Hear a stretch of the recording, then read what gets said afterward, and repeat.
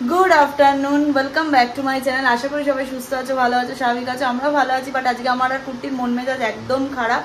आजके भिडियो जायनि आमादेर अनेक व्हाट्सएपे मेसेज ढुकছে যে কেন ভিডিও যায়নি কেন আসেনি দিদি ভিডিও। তাই আমি ভাবলাম একটা ছোট্ট ভিডিও করে তোমাদেরকে জানিয়ে দিই যে কেন ভিডিওটা আজকে আমার মানে আপলোড হয়নি বা আজকে কেন আমাদের চ্যানেল থেকে কোনো ভিডিও যায়নি।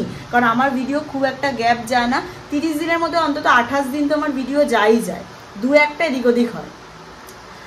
আসেনি কারণ ভিডিওটা আমি জানাই তোমাদের কালকে রাত্রিরে সমস্ত ভিডিও শ্যুট করে আমরা কমপ্লিট করে ভিডিও শেষ করে শুয়েছি। সকালবেলা উঠেই আমি এডিটটা করি।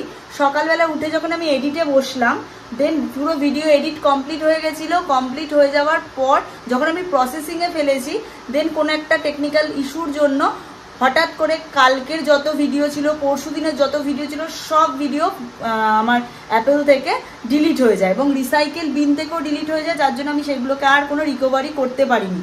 মানে আমার লাইফে আমি যতদিন ইউটিউব জগতে রয়েছি আজকে 3.5 বছর রানিং, ডিসেম্বর এলে 4 বছর হয়ে যাবে।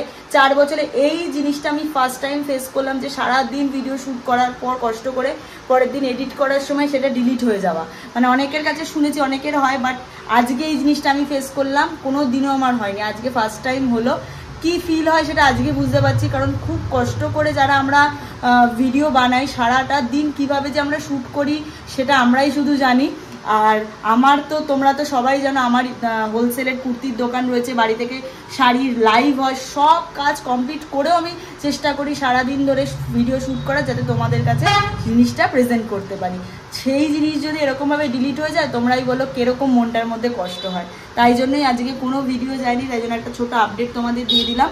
আজকে ভিডিও চলছে, কালকে আবার তোমরা যে টাইমে ভিডিও পাও সেই টাইমে পেয়ে যাবে। মনটা খুব খারাপ, প্লিজ আজকের দিনটা ম্যানেজ করে নিও, কালকে আবার ঠিক টাইমে দেখা হবে। ততক্ষণের জন্য কিন্তু পাশে থেকো। টাটা।